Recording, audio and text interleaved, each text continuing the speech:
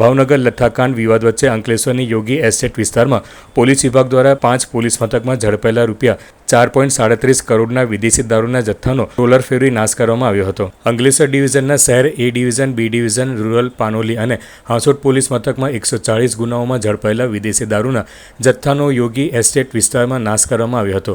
કોર્ટની મંજૂરી મેળવી નાયબ કલેક્ટર B.A. જાડેજા, મામલતદાર રાજન વસાવા અને ડીવાયએસપી ડોક્ટર કુશલ ઓઝાની ઉપસ્થિતિમાં 5 પોલીસ મથકોમાં ઝડપાયેલા ₹4,37,36,000 ઉપરાંતના વિદેશી દારૂની 1.23 લાખથી વધુ બોટલો ઉપર રોલર ફેરવી નાશ કરવામાં આવ્યો હતો.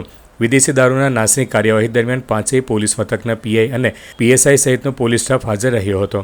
આજે તારીખ 21 ઓગસ્ટના રોજ અંકલેશ્વર સબ ડિવિઝનમાં સમાવેશ 5 પોલીસ સ્ટેશનોનો 4 કરોડના મુદ્દામાલના નાશની પ્રક્રિયા હાથ ધરવામાં આવેલ છે, જેમાં excise department, police department, revenue તમામ હાજર રહી અને આ પ્રક્રિયા હાથ ધરેલ છે.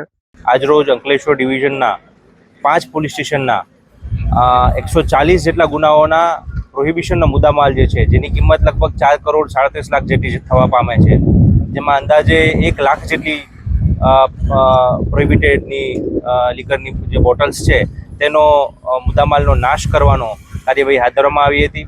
5 પોલીસ સ્ટેશન દ્વારા નામદાર કોર્ટ પાસેથી એમના હુકમો મેળવી ત્યારબાદ એસડીએમ સાહેબની તથા નશાબંધી અધિકારી સાહેબની હાજરીમાં આ તમામ મુદ્દામાલ નાશ કરવાની કાર્યવાહી કરવામાં આવી હતી.